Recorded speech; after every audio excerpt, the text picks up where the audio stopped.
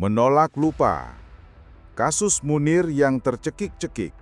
Suara kebenaran yang dibungkam. Mari kita simak di video ini bersama-sama. Siapakah Munir? Namanya adalah Munir Said Tholib. Ia bukan tentara dan juga bukan politisi. Tapi ia adalah sosok yang paling ditakuti oleh mereka yang berkuasa. Munir adalah aktivis hak asasi manusia. Ia membela orang yang tak bersuara di Aceh, Papua, dan Timur Leste. Ia mengungkap penyiksaan, penculikan, dan pembunuhan oleh aparat negara. Ia percaya keadilan harus ditegakkan meski harus melawan sistem. Tapi pada suatu pagi hari di bulan September 2004, Munir dibungkam untuk selamanya. Pada 6 September 2004, Munir menaiki pesawat Garuda Indonesia, rute Jakarta-Amsterdam. Ia akan melanjutkan studi hukum di Belanda. Tapi perjalanan ini menjadi perjalanan terakhir dalam hidupnya. Seorang pria bernama Poli, pilot Garuda, tiba-tiba ditempatkan dalam penerbangan itu sebagai petugas keamanan. Poli tidak duduk di ruang pilot. Ia duduk bersama penumpang, tepat di kursi sebelah Munir. Pertanyaannya, kenapa pilot bisa menjadi penumpang khusus di penerbangan yang sama dengan Munir? Setelah transit di Singapura, Munir naik kembali ke pesawat. Ia diberi jus jeruk. Setelah itu, tubuhnya mulai melemah. Ia muntah, berkeringat dingin, bolak-balik ke toilet. Seorang dokter penumpang mencoba membantu, tapi kondisi Munir makin parah. 2 jam setelah pesawat mendarat di Belanda, Munir meninggal dunia. Hasil autopsi di Belanda menyatakan, di tubuh Munir terdapat arsenik, racun mematikan, dalam jumlah 3 kali lebih tinggi dari batas berbahaya. Ia dibunuh di dalam pesawat. Polikarpus langsung dicurigai.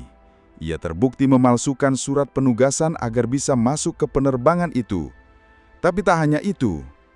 Jejak digital menunjukkan sebelum dan sesudah penerbangan, Poli aktif berkomunikasi dengan seorang pejabat tinggi intelijen, Muhdi Purwopranjono, Deputi 5 BIN. 41 kali mereka saling menelpon. Sebuah pertemuan juga terjadi tak lama sebelum keberangkatan. Banyak pihak yakin pembunuhan Munir bukan kejahatan biasa, tapi kejahatan yang didesain oleh negara. Polikarpus ditangkap. Ia dihukum 14 tahun penjara karena pembunuhan. Tapi Mahkamah Agung mengubah vonis itu.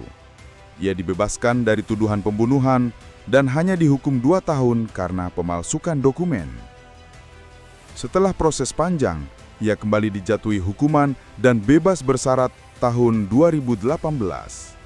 Muhdi PR juga dianili, tapi pengadilan menyatakan bukti tidak cukup. Ia bebas, meski hubungan telepon dan pengakuan saksi sangat mencurigakan.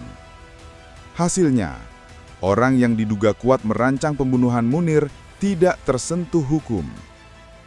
Presiden SBY sempat membentuk tim pencari fakta untuk menyelidiki kasus Munir. Tapi hingga hari ini, laporan lengkapnya tidak pernah dipublikasikan. Padahal laporan itu memuat nama-nama penting, rekaman percakapan, dan bukti keterlibatan pejabat negara. Aktivis, jurnalis, dan keluarga Munir terus menuntut, buka laporan TPF. Tapi pemerintah memilih diam. Istri Munir, Suciwati, tak pernah berhenti. Ia keliling Indonesia mengajak publik untuk menolak lupa. Ia membangun Museum Omah Munir di Malang, tempat anak-anak muda belajar tentang hak asasi manusia. Bagi Suciwati, keadilan bukan hanya soal suaminya, tapi soal masa depan bangsa. Jika pembunuhan terhadap Munir dibiarkan, maka siapapun bisa jadi korban berikutnya. Munir pernah berkata, "Kalau kita diam terhadap ketidakadilan, maka kita sudah menjadi bagian dari ketidakadilan itu sendiri." Sudah 20 tahun kasus ini belum tuntas. Dalannya belum dihukum. bukti-buktinya disembunyikan. Tapi satu hal yang pasti, kebenaran tidak bisa dibunuh. Kita menolak lupa. Kita terus menagih keadilan untuk Munir, untuk demokrasi, untuk Indonesia. Terima kasih sudah menyimak video ini sampai akhir. Kasus Munir bukan hanya tentang seorang aktivis yang dibungkam.